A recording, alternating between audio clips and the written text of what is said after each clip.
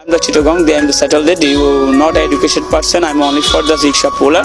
But Thank you very much for listening us.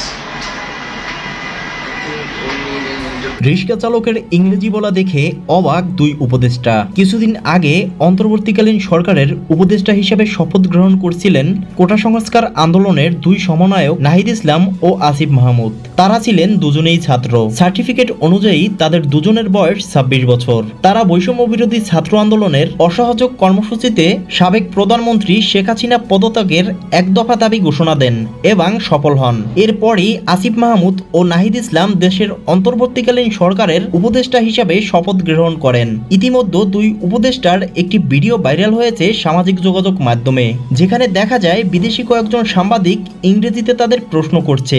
সেখানে প্রথমত নাহিদ ইসলাম ইংরেজিতে উত্তর দিতে ব্যর্থ হলে ইংরেজি ছেড়ে বাংলায় উত্তর দেওয়ার চেষ্টা করে, যা সাংবাদিকদের করা প্রশ্নের উত্তর ছিল না।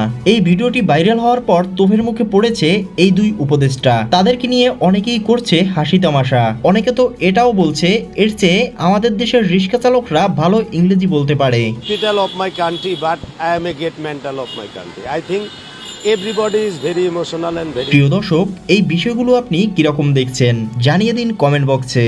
এছাড়া ভিডিওটি ভালো লাগলে একটা লাইক দিয়ে চ্যানেলটি সাবস্ক্রাইব করে পাশে থাকুন।